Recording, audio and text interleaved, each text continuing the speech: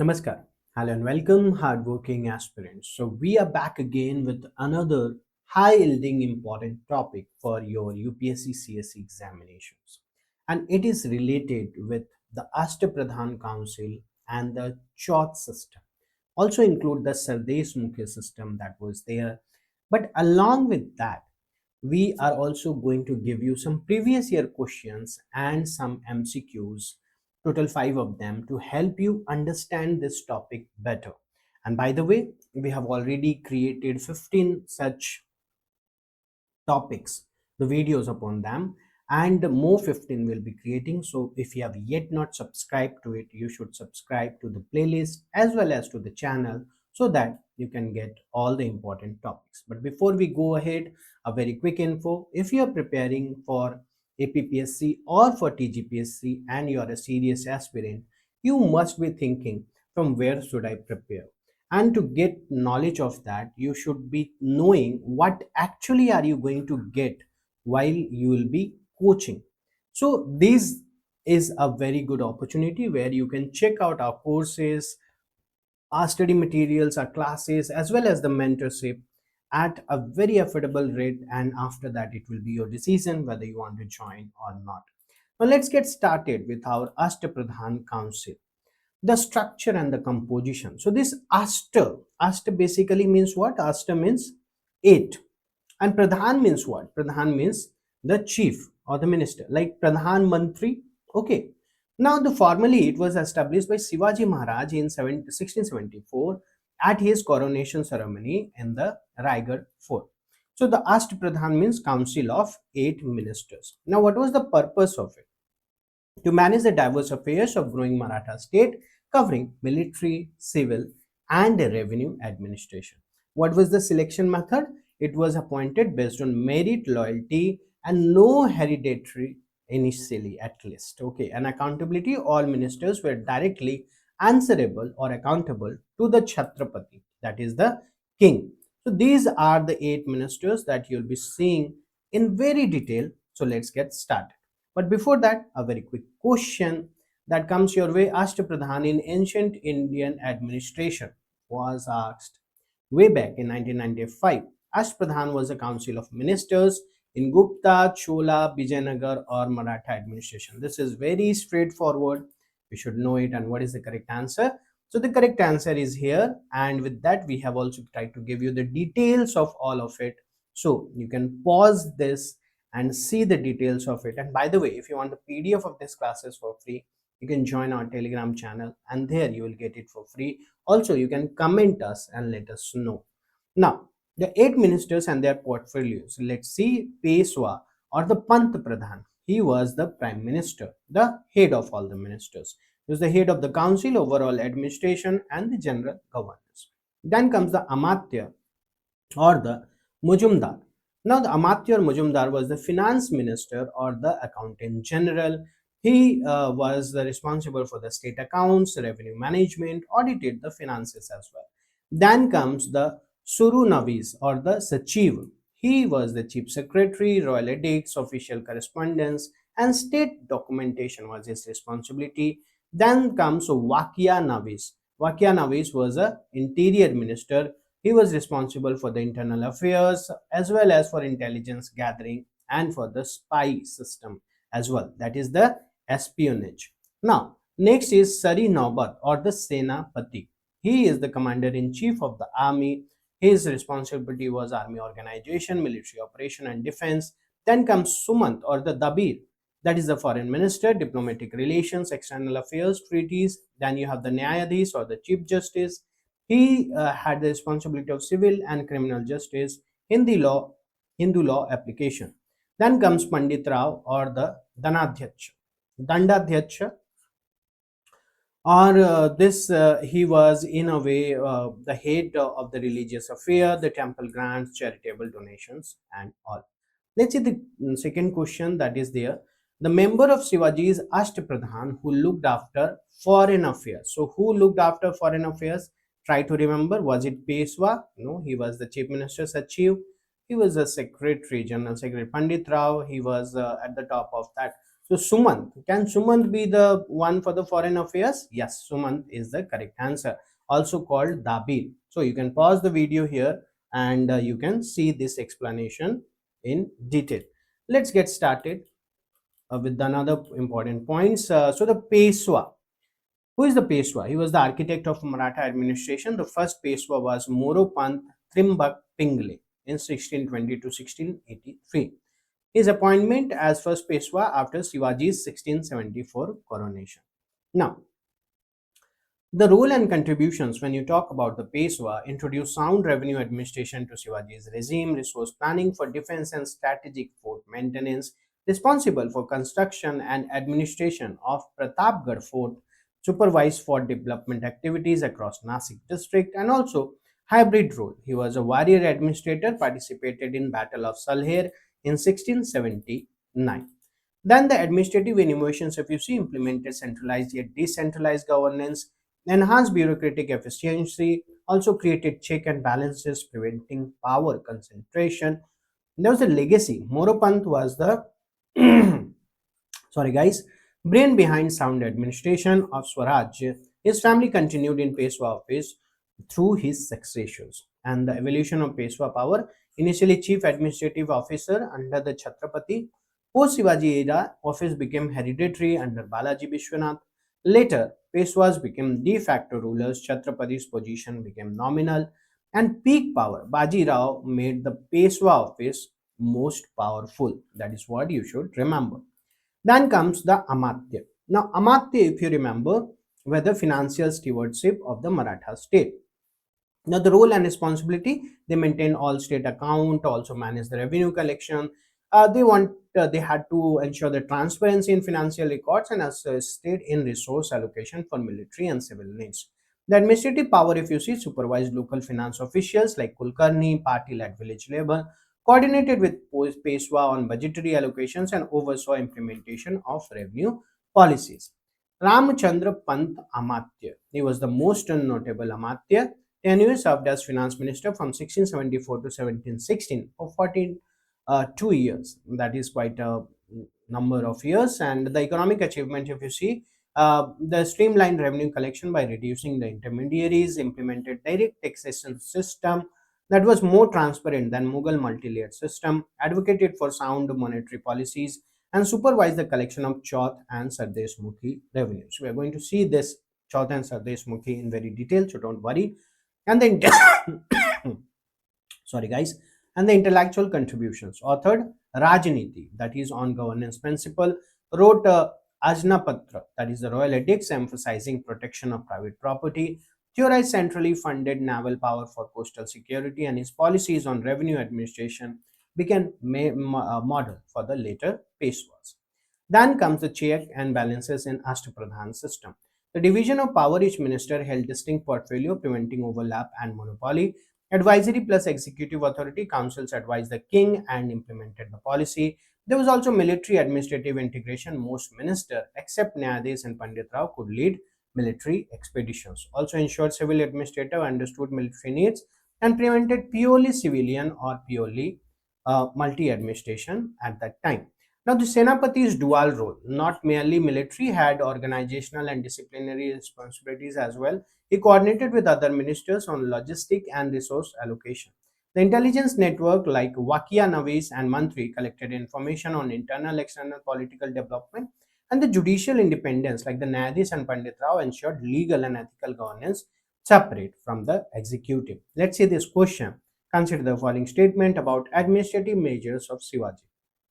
The scheme of Ashtapradhan ministers was completed and announced at the time of Shivaji's coronation with regulations and duties properly defined. Okay, that looks to be true. Shivaji introduced Marathi in place of Persian and coined Sanskrit technical terms for administrative purpose. What do you think? Number 2 is true or not? Well, both 1 and 2 is correct, and you can pause here and see the correct explanation. Now, the next, Chauth revenue system, the engine of Maratha expansion. Now, let's see this definition and nature of Chauth. So, from Sanskrit, Chaturth, that is 1/4, the tax at 25% on revenue or produce of territories not directly under Maratha control. Annual tax tribute system, form of protection money against Maratha invasion, comparable to modern security agreements and also levied on lands under nominal Mughal rule or Deccan Sultanate. Now, there was also a companion tax that was known as Sardesh Mukhi. The rate was additional 10% on top of Chauth. Chauth was 25%, additional 10%, so it makes it to 35% total. Now, justification, Shivaji claimed hereditary, that is Sardesh Mukhi overlord rights over Maharashtra territories, and that is why it was levied. Now, the revenue distribution system of Chauth collection, if you see total Chauth revenue, that is 100%. Raj Bapti. Raj Bapti was goes to Chhatrapati for royal treasury for 25%. Then you have Nadganda. Nadganda 3% discretionary grants made directly by king. Sahotra grant, that is 6% allocated to Panth Sachiv, Chief of Royal Secretariat, and Mukasa, two-thirds retained by Maratha Sardars who collected taxes used for maintaining their troops. So in a way, if you see, the two-third is going to the Mukasa and the next one-third is going to this various revenue systems. Let's see this question. Consider the following statement regarding Chauth and Sardeshmukhi. Chauth was one-fourth of the land revenue paid to the Maratha in order to avoid Maratha raids. Okay. Sardeshmukhi was an additional levy on of 10% on those hands which the Maratha claimed hereditary rights. Is it right? Well, if you see, both of them again are right. You can pause the video and see this explanation. Let's see the next point. Now, how Chauth stranded Maratha administration? So it was reliable, substantial income without direct territorial administration. So there was this Prant. Prant, you had a Subedar or you have Sar Subedar. In the Taraf or the district, you have Havildar or the Karkun. In the Parganas, you had a Deshpande, that is the account record keeper, and Deshmukh, that is the law and order maintainer. And then you have the Maujas or the village. Kulkarni was the account and record keeper, and Patil was the law and order head. So this is how the uh, chronology, or rather you can say the system was there, and they were the lower division, than the upper division, and then the highest division. The scale of income: by 1719, Mughal Emperor granted Sahu rights over 6 Deccan provinces. Total annual revenue was around 18 crore rupees. We are talking about that time. Portion paid to Marathas were 35% of 18 crores. Administrative cost reduction, no need for bureaucratic machinery in no non-controlled territories, and surplus capital generated funds for expansion beyond Swaraj, that is core Maratha territory. Then let's see the cash-based payment system. Ordinary soldiers paid in cash, not land grants. Eliminated reliance on Jagir system like Mughals Mansabdari, and Shivaji retained direct control over officer quality and equipment. Also, the standing army capability: by 1659, Shivaji commanded 20,000 cavalry plus 10,000 infantry. By coronation, further expansion to 15,000 troops for Mughal emperor, and all funded through direct cash revenue system. What about the military equipment and training? The Chauth revenue funded swords, spears, bows, arrows, also the rockets and artillery, fort construction and maintenance, and the decentralized command with central funding. Sardar collected Chauth but provided troops to Chhatrapati when needed, and balanced military power among regional commanders. Also, the administrative centralization.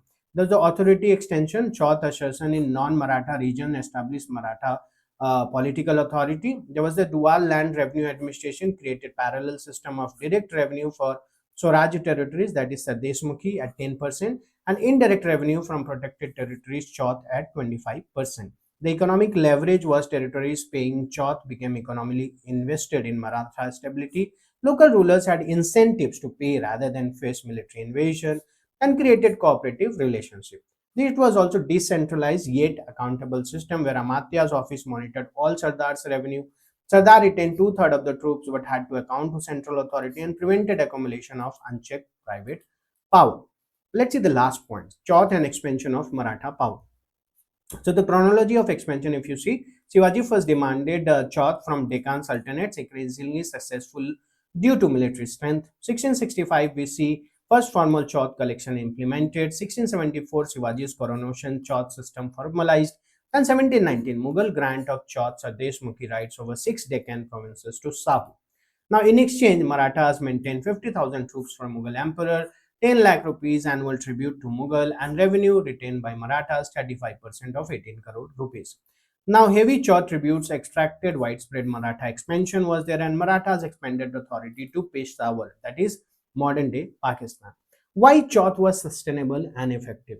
Now, number one, 25% was reasonable protection fee, not destructive confiscation. Protected territories maintained agriculture productivity under Maratha security. Also, the chieftains invested in regional welfare to justify Chauth payment. Credible Maratha military capacity made protection money rational choice.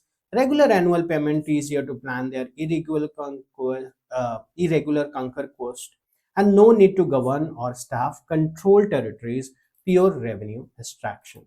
Now, the point that is the broader impact on Maratha strength. So, guerrilla warfare capability, Chauth revenue funded mobility and flexibility, 45 to 50 miles march per day possible. Hit and run tactics devastated larger Mughal armies. Deception and surprise attacks boosted the morale. Navy development, that is the Ramachandra Matya theorized centrally funded naval power. Block of Surat harbor before 1664 and also the coastal control enabled commerce facilitation. Now, the institutional legacy, if you see, there were multiple Sardars maintaining armies independently and yet coordinated under central Chhatrapati authority. Later evolution, it was Peshwa-led confederation and the economic transformation. Chauth caused major economic changes in Mughal Deccan. This shift in power from Mughal to Maratha hands and established Maratha economic dominance across the region that sustained expansion for 100 plus years. At the last, if you see the summary table, and there you can see the all eight functions of state governments were integrated. Peshwa through Nyadhis covered civil, military, judicial, religious, and financial. Also, the accountability was fixed. Also, you see the military strength, professional standing army, somewhere around 20,000 plus cavalry by 1659. And the system longevity, 100 plus years of operation, persistent from 1674 to 1818. Now, this is what you should be now confirm with that this topic is all set and done. Let's see the last question that is related to it. Match the following high ranking officer of Shivaji's Ashtapradhan. Peshwa. Who was the Peshwa? He was the Chief Justice? No. Commander in Chief? No. Chief Minister and the Head of State? Yes, looks like to be. So A looks to be 3. Sachiv. Who was the Chief Sachiv? Chief Justice, Religious Head? Yeah, and responsible for judicial and ceremonial function. This doesn't looks like to be sorry. And the Senapati or the commander in chief of forces. So the A looks like to be 3 and B doesn't looks like to be correct and C looks like to be 2. Let's see what is the correct answer. 2 pairs. Yeah, A3, B2 is correct, and here is the correct explanation. So you can pause the video and see it here. So guys, with that, we have completed Ashtapradhan Council and the Chauth system, including the Sardesh Mukhi, when it started, how it started, why it was so efficient, until when it continued, and the other points which was related to it. As I've said you that we are doing this a complete series of 30 plus topics where we'll be talking about high yielding important topics of history, and if you have yet not subscribed to our playlist or the channel, you should do it right now. Now, before you go, if you're a serious APPSC or TGPSC aspirant, guys, for you, we have brought this 49 rupees 7-day trial period where you can check out our interactive classes, our mentorship sessions, our complete study material, and then you decide for yourself whether we are going to help you ace your examinations or not, because we believe we are the best when it comes to the coaching and mentorship. And remember, if you're honest in your efforts and if you're consistent today or tomorrow, you will be successful. Namaskar.